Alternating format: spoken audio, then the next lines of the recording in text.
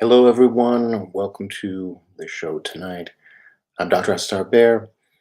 I teach this class every week. My background is Sufism, the Sufism of Hazrat Khan. And this week we're going to be talking about the practice of meditation. Leah will be back with us next week. She's away for this week. Um, one of uh, the ways that you get the most benefit from meditation is by practicing it regularly. And that means making it part of your life, like you would with exercise or any habit that you're doing to help yourself, to improve yourself. Meditation is really no different. So we don't want it to be just something that we do once in a while. I mean, that's fine, right? If that's all you want from it, let's say, right?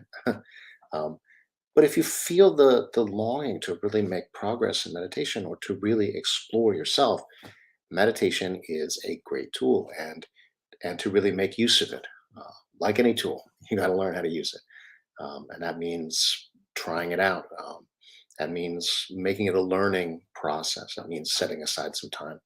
Um, Now, it doesn't need to be a huge amount of time, like with any skill. Um, Something that you do for 10 or 15 minutes a day is a lot better than something that you do once a month for, maybe for a few hours, right? There's something about that daily practice, that daily rhythm, that, just makes a huge, huge difference. Um, so this is what I wanted to talk about tonight and just get into because of course there's lots and lots of issues around that. So meditation is different from other skills in that it's the study of the self, right?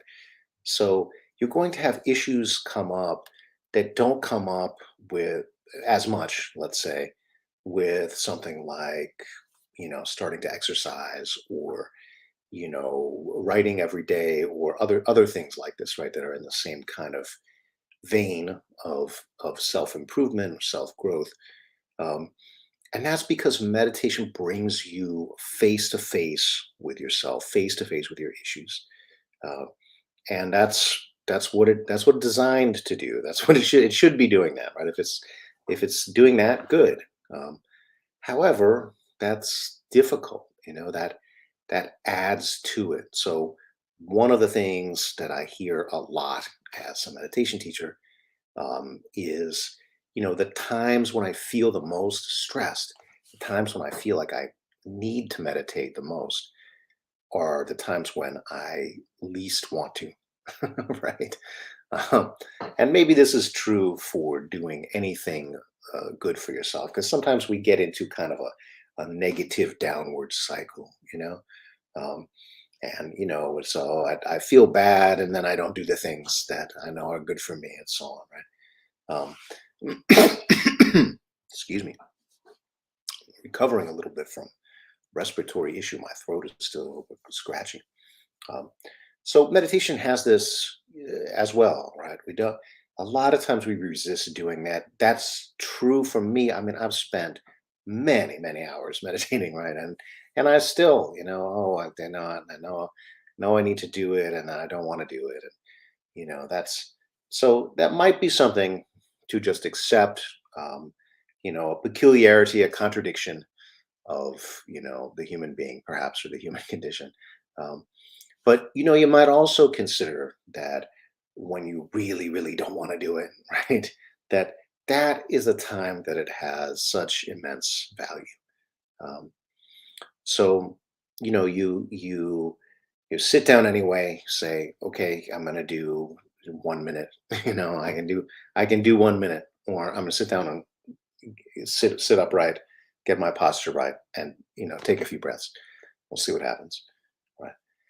And a lot of times, it's the fear of doing it that is, the bigger barrier. And once you start doing it, it might have its own momentum, right?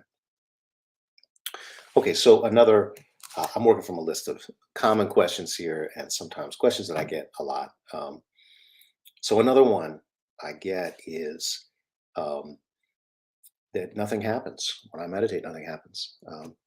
So this is an interesting one, and it's always related to the question of, well, what are you expecting to happen?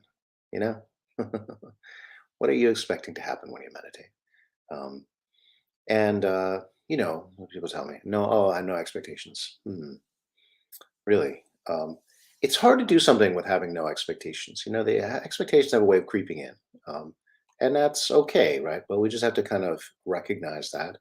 Um, for myself, there are for me the practice of meditation, the what I experience in it, um, the access that I have to different states of consciousness has become pretty regular. Um, but of course, there are times where truly spectacular, mind-blowing experiences happen, and then there's times where they don't, right? So I could interpret that and say, "Oh, darn it, nothing happened today." "Oh, nothing happened." But it's not true that nothing happened. When I really look into it, and when I say, "Okay, so, you know, I didn't experience a total union of my consciousness and the universe, um, but I did work through a lot of issues. I worked through a lot of stress. I feel my breath feels better. Um, I feel good. I feel energy in my body, in my heart, in my being. And it that can be difficult to notice because it's happening. It's accumulating slowly. And you might notice it later. You end your meditation session and say, oh well, okay, that's fine, not much happened. But then you might notice later, oh, there's a spring in my step, or this normally bothers me. It's not bothering me at all right now. You know, um, I remember this time I got off a retreat, and and I had to get on a plane, like right after the retreat, and I got on a plane, and I'm going through airport security. This is the thing. Airport security normally annoys me. I mean, like, hey, I'm human. It's annoying. And there was a particular moment where it was like there's a hold up. I'm just kind of standing there, and I'm noticing, wow, I'm really at peace with this. I'm not aggravated. I don't have the inner voice going. It's just like, oh, so I'm really annoyed. Um, Interesting. A lot of times it's hard to notice the absence of something, right? Um, so if you don't get annoyed, that's harder to notice than if you do get annoyed, right? So aggravation. It's like these are things that designed to get our attention, right? The absence of that aggravation can be more subtle. So, is it really the case that nothing is happening when you meditate? That's the question I would ask. I would say look deeper, let's see what's happening in yourself. Now, of course, there's different levels, right? You might be kind of staying on the surface, you know. And another question that people often have is, what if my thoughts are kind of going in circles? Where my thoughts are racing? I thought it was about not having thoughts, right? Um, So again, this is an area where we could adjust our expectations and say, meditation isn't so much about what's going on with your thoughts, right? Let's reconceptualize it. Let's think about it differently. Let's think about it as meditation is about energy, right? So, and thoughts are a kind of energy, right? They're a certain vibration, a certain wavelength. So we always want to go deeper, right? That's our motto, right? That's our direction, okay? And especially when you're meditating on your heart and seeking to open and discover what is in your heart and who you really are, right? Then it's about, okay, I'm having these thoughts. but what's the thread of them? What's the theme of them? What if I say, where is that thought coming from within me, right? What if I see the thought as a wave, and then I say, what is the current that is beneath that? What if I go deeper into that? There's a feeling that motivates. What is that feeling?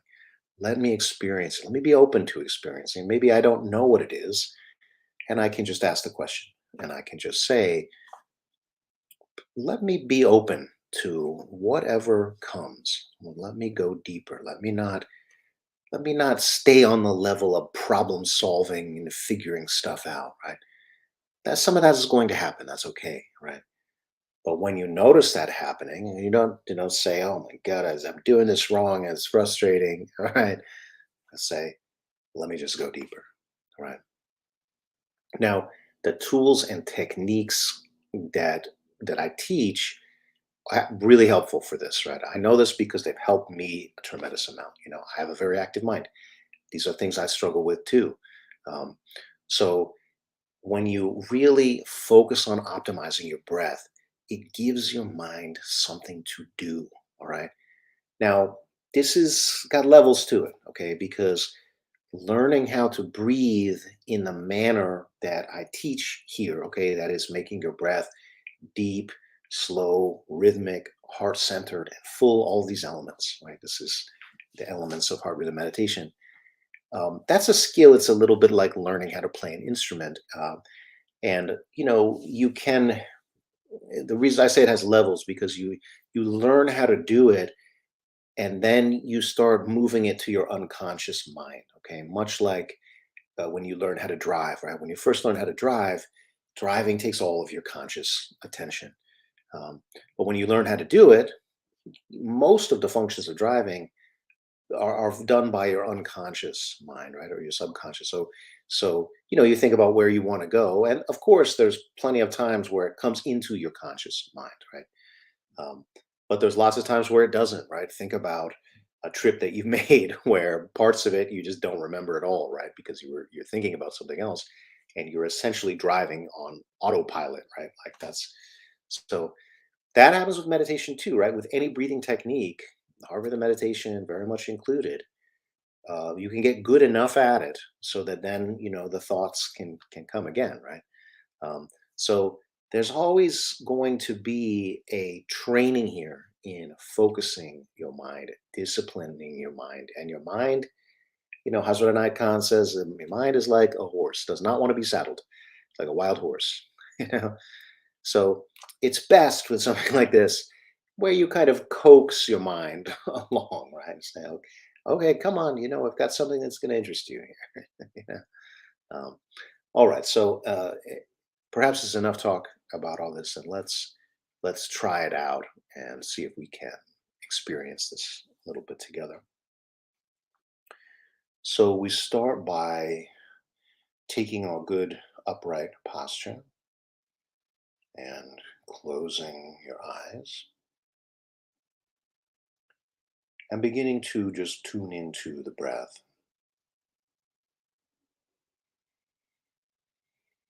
Become aware of your breathing. Notice the breath moving in and out.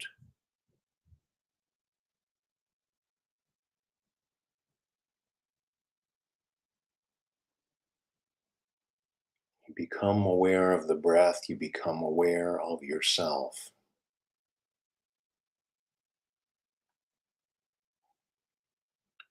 When you close your eyes and keep your body still, there is less external stimulation.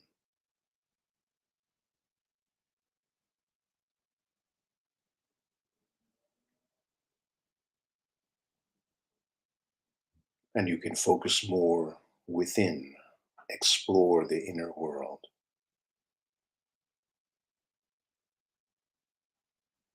And your heart is the center of that. Your heart is the center of your energetic system, the vessel which holds all of the different elements, all of your attributes, all of your energetic centers.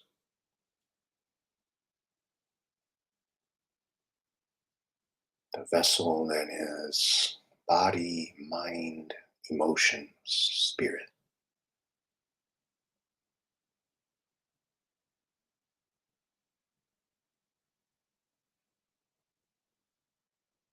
And then we move into changing the breath to making the breath optimal.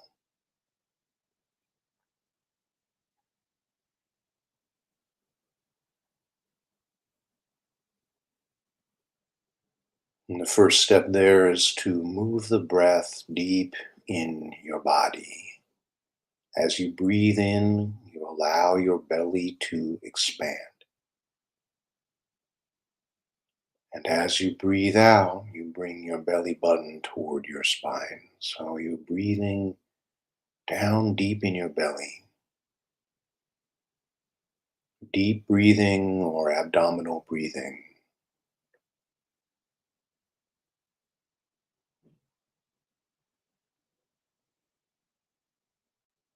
If this is as far as you go with this practice, you will get a good deal of benefit from it because just breathing into your belly with this good upright posture provides an excellent mix of relaxation and also energization.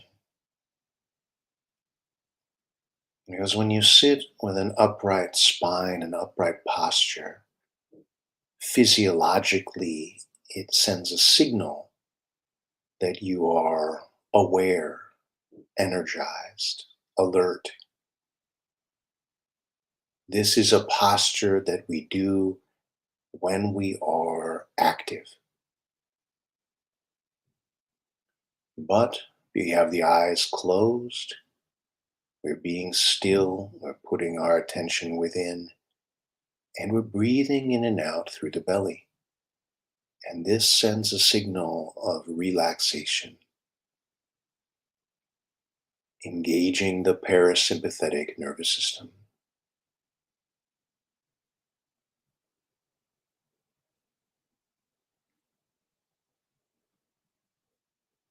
If we wanted to just relax, we could lay down and go to sleep. But that's not meditation, right? Meditation is exploration of the self. We need to be conscious in order to do that. But can we let down our guard? Can we allow that exploration of ourselves to take place?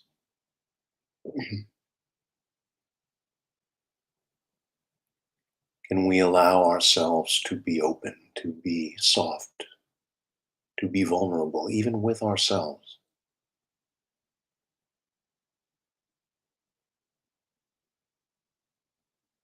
To go into yourself means to go into the places that are unresolved,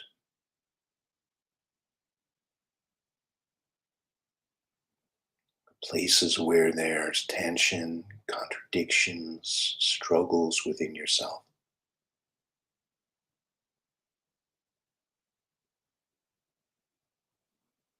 And this takes a lot of courage.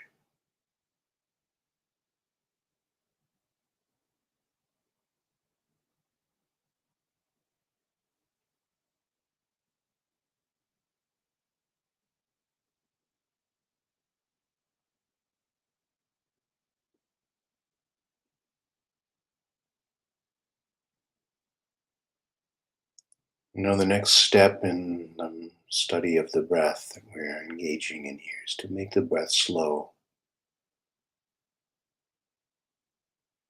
So you can begin by squeezing your abdominal muscles as you exhale, really bringing that belly button toward the spine and extending the length of time that it takes to breathe out and extending the inhalation as well.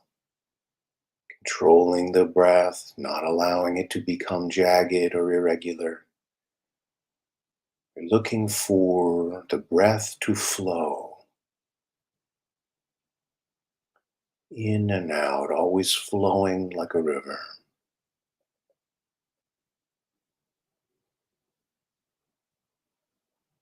Vajradhanayat Khan teaches that the slower rhythm is the more powerful rhythm, like a low frequency wave that can travel over great distances.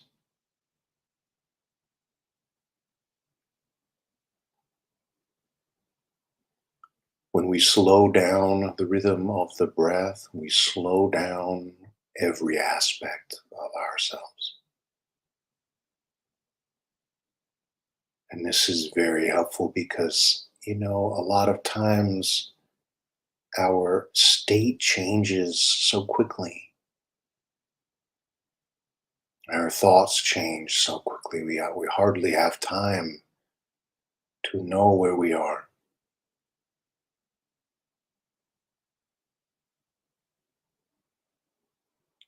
Deep, slow breathing, and you might find that just with a few breaths or even a few minutes of this kind of breathing, that you may notice a very profound shift in yourself, that your stress and anxiety just melt away,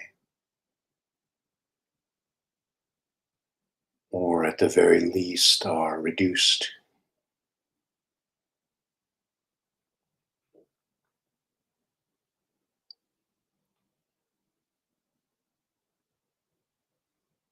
Now, breath is energy, and we want the energy of the breath to be balanced because breath is giving and receiving. Breath is expansion and contraction. Breath is revitalization and it is also expression. And we want that to be balanced. The best way to do that is to make the breath balanced, to make the breath rhythmic. And one of the most powerful rhythms that we can do, the most basic, is to make the breath even on the inhalation and the exhalation, swinging the breath just like a swing. A swing goes out and comes back. Even rhythm, very powerful. If our breath is not even, then one side must be more intense, and that's often the case. One side is longer, and then the other side has to be more intense. That breath is unbalanced, and it may signal that we are more comfortable with one side of the breath than the other. We might feel more comfortable with the exhalation, and so we want that to be longer. We want to be in that more comfortable place for longer, and then our inhalation is rushed. Or the opposite is sometimes the case. Sometimes, the breath is normally unconscious. We're not necessarily aware of these patterns, but they're negative patterns. They have a negative impact on our breathing health. They cause imbalances in our blood CO2 and oxygenation levels, and those levels even show up in the brain.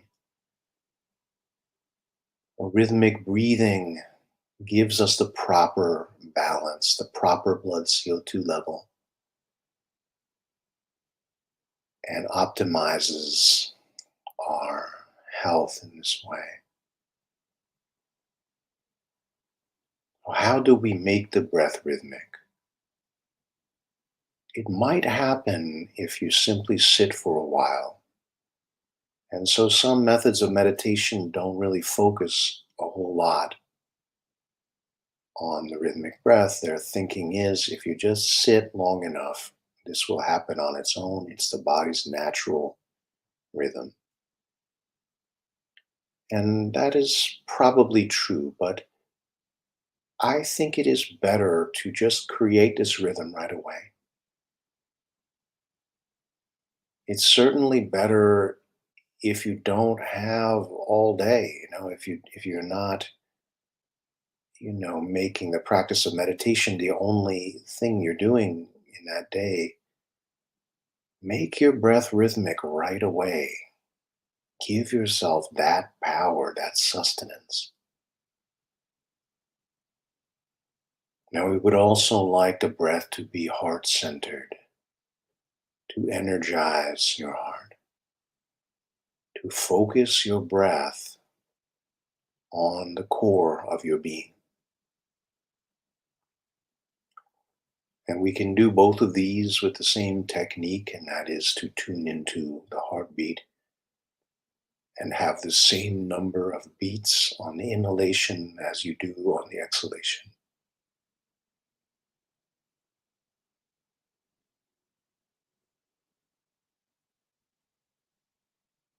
Now, this is very challenging. This is really pushing us because we don't normally do this.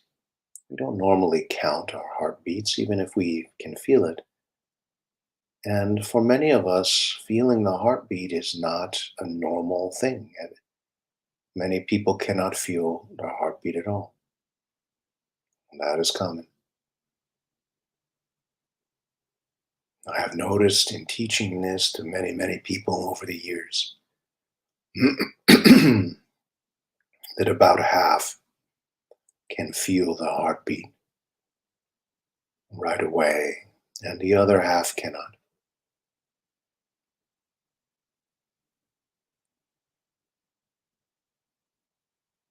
So if you can feel your heartbeat, pay attention to it, count the beats of the heart, and make that number the same on the inhalation as it is on the exhalation.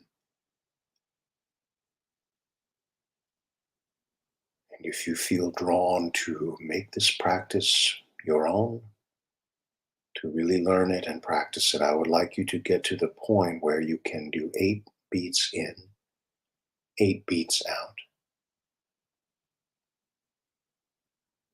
That is a good solid rhythm to hold.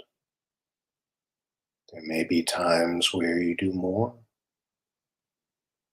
For myself, there are not really times where I do less, but if there are, that's okay.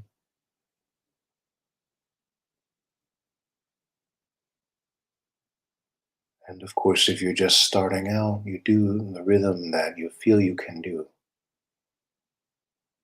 That is good. And just paying attention to the heartbeat and the breath and creating that rhythm is hard enough. Now, if you cannot feel your heartbeat, you might try just taking your fingertips and lightly pressing on the center of your chest. Light pressure, with your fingertips on your breastbone can, you might feel the heartbeat in your fingertips as your pulse. And that's perfectly fine. You don't have to feel your heartbeat in your chest in order to benefit from this. Wherever you feel it is fine. And it may help to place both hands on your chest.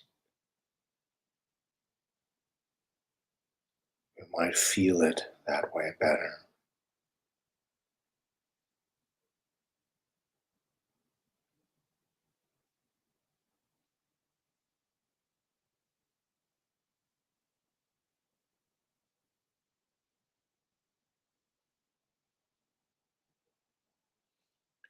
And if none of this works, first thing is just keep at it. Keep listening.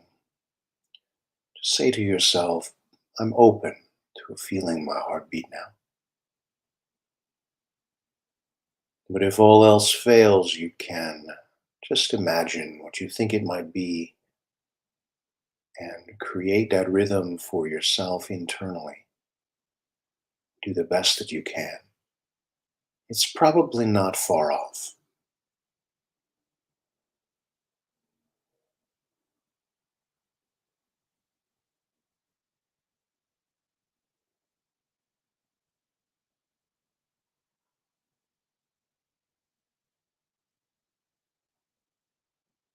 Energize your heart with your breath.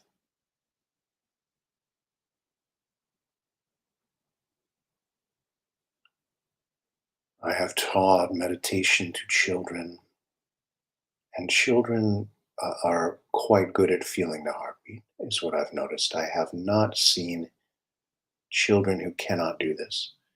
It seems to be when we get older that we lose the ability to feel our heartbeats. It's quite amazing. All of the children that I have taught this to can do it right away. Why is it that we stop being able to feel our heartbeat? Why is it that maybe we stop listening to our hearts?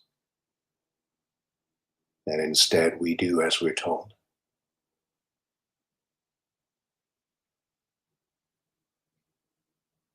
And perhaps the times when you feel your heart have been associated with pain, struggle, and difficulty. Maybe the times where you've really exerted yourself under stress and have felt your heart banging away in your chest. That those become over time associated with negatives instead of positives. The times when you're really stressed, really afraid.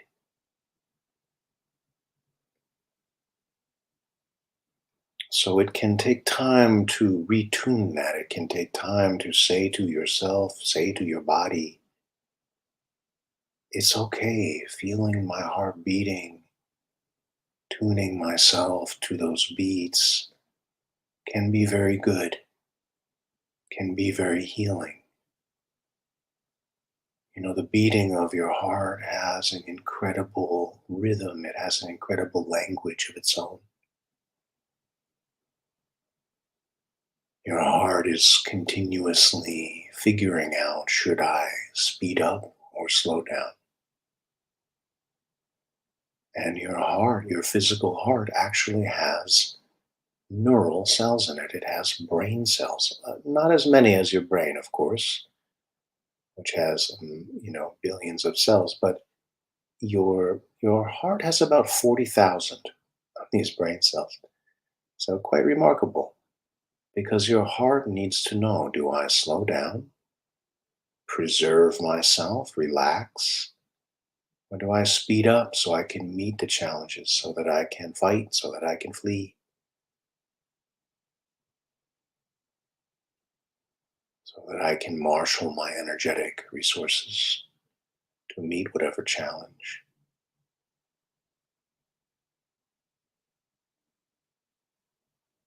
So your heart, even when you're at rest, even when you're meditating, particularly if you're meditating in this manner and you're breathing slowly, deeply, fully,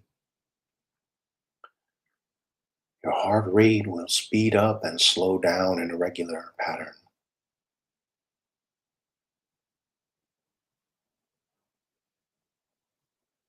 This carries vital information about yourself.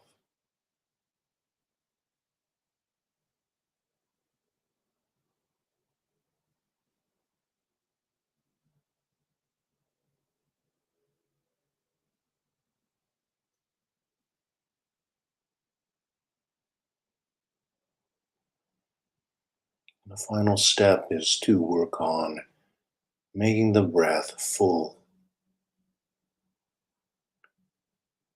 And that means to really engage your abdominal muscles to make your breath bigger, more powerful, more full, to use as much of your lung capacity to breathe as you can while still maintaining the quietness, the flow of your breath, the slowness of your breath,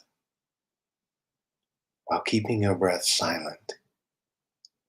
Because these things are important to retain the fine energy of the breath, to retain the subtlety of the breath.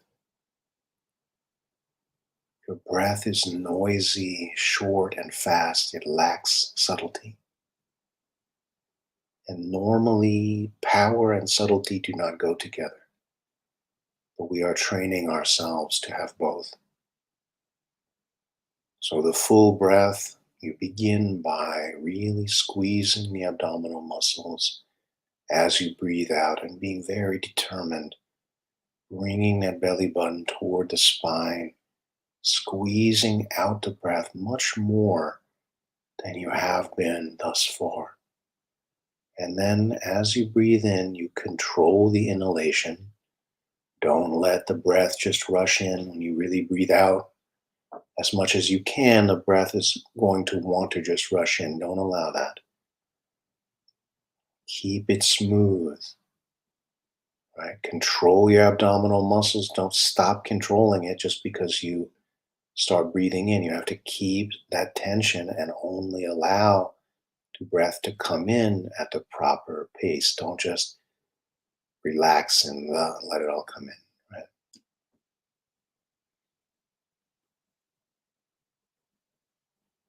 Then continue the inhalation and allow the sides of your body to open. Bring the breath into your rib cage and all the way to your collarbone.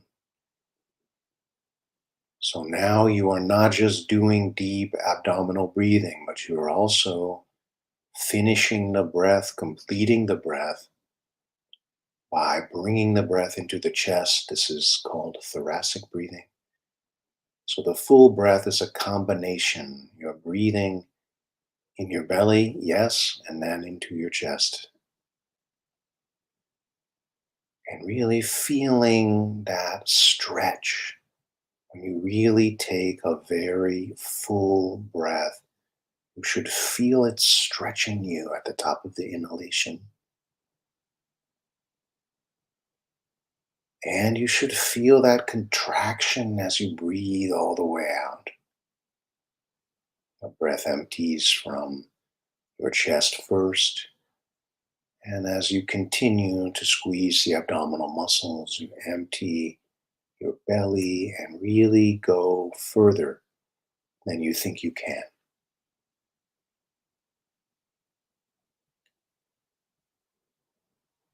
We keep a residual volume of stale breath inside of our lungs typically.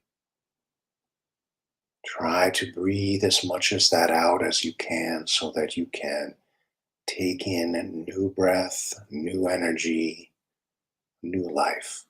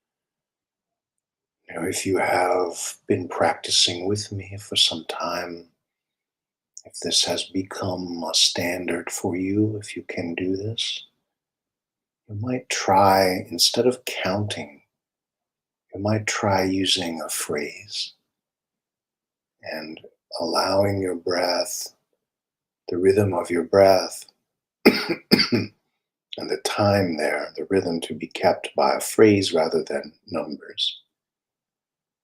And the phrase I would suggest is one from Hazrat Inayat Khan, and that phrase is toward the one, toward the one. This is how the invocation of Hazrat Inayat Khan begins. He says, toward the one, the perfection of love, harmony, and beauty, the only being. united with all the illuminated souls who form the embodiment of the Master, the Spirit of guidance, toward the One. This is what we are doing in meditation, toward the One. So I recommend that you break it into syllables. Toward, that's 2 beats of your heart. The One, 2 more beats. Toward the One. Toward the One. All right, that is the rhythm.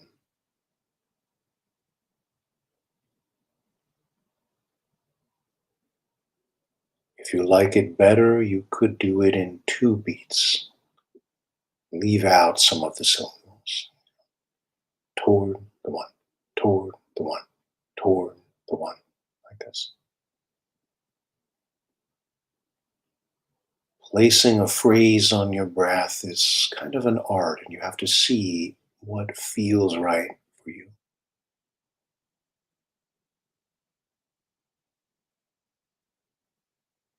It's very powerful because now your heart is speaking, your heart is saying this. Toward the One becomes the rhythm of your heart.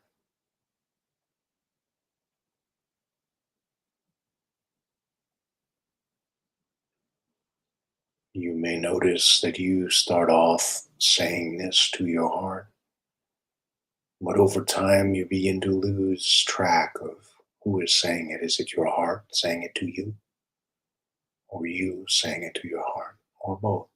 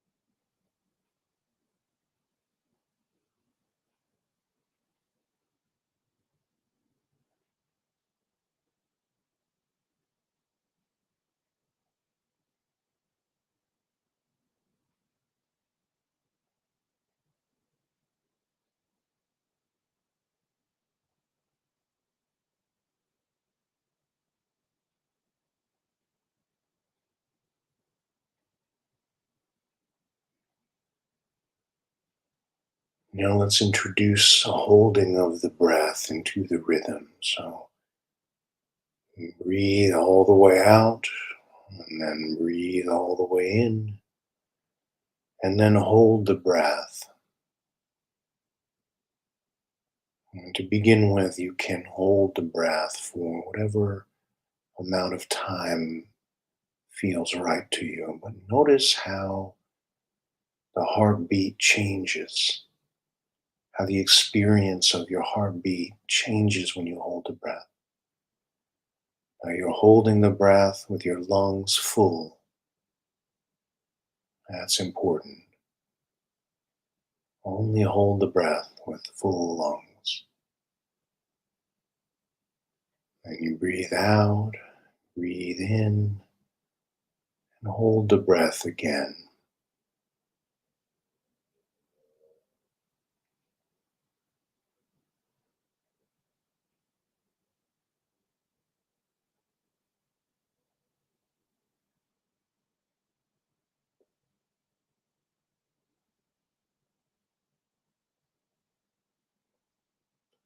Breath is energy, and by holding the breath, you hold energy within your being. You hold that energy and allow it to revitalize you, to purify you, to expand your capacity to hold energy, to transform energy.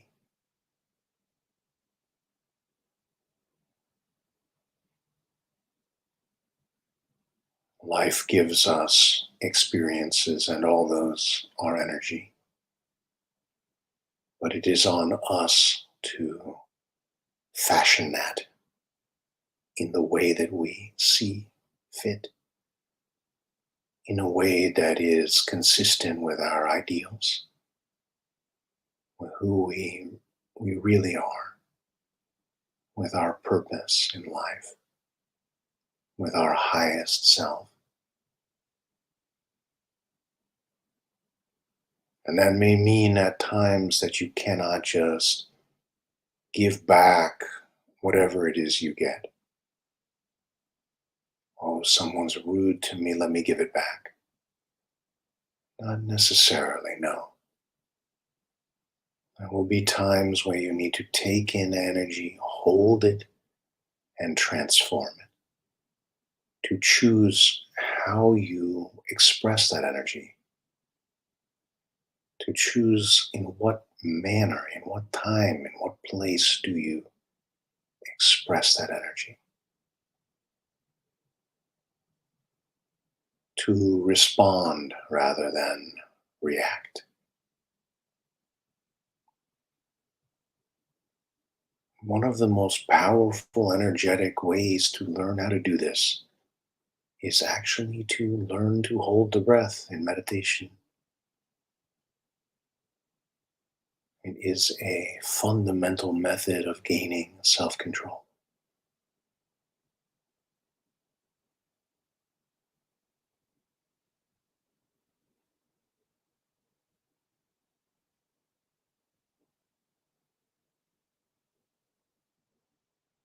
And we could all use more self control.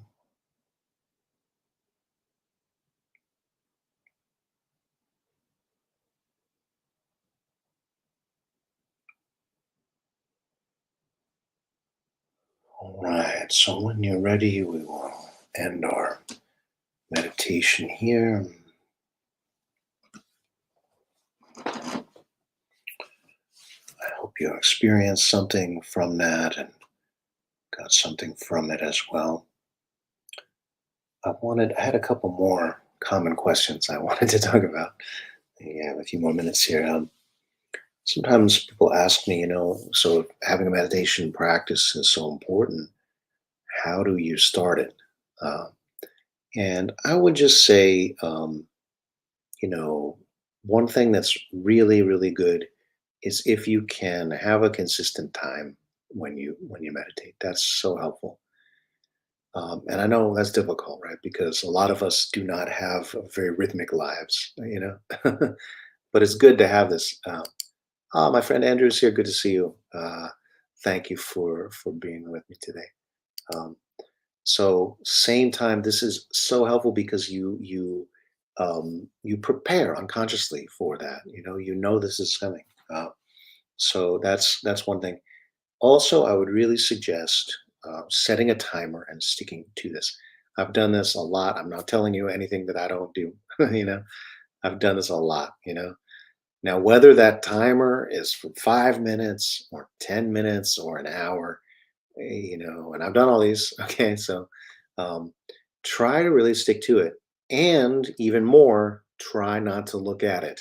Okay, because you open your eyes, you move, you break the meditation. All right, trust the timer. you know, don't look at your watch. Set the timer because then it frees you. It allows you right to relax. I don't have to worry about the time. It's going to go off, and it'll let me know. Right. Um, because of course we have other things, right? We have things we have to get to. So, those are my suggestions. Right? Pick a time, And don't go crazy. Don't go crazy. You might, if you're getting into meditation, you might be like me, very enthusiastic. Um, Better to pick something that's manageable, right? Better to start off low with the time. And if it's going well, bump it up, all right? Rather than starting high and not being able to keep to it, right? So be conservative with what you set out to do. Use a timer, but don't look at it during the thing, okay? Um, Sometimes people ask me, well, I can't sit still. Does meditation have to be seated? Does it have to be still? And the answer is no.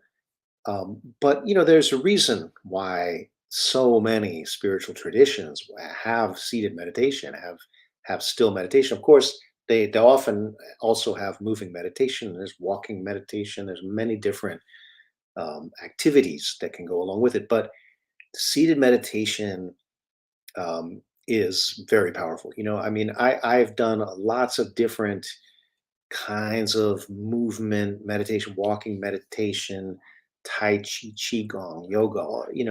I'm a student of movement as well, um, and all of these forms are very, very powerful. For me, um, it's been really, really helpful to focus on seated meditation and then bring what I have learned energetically and so on into the movement arts.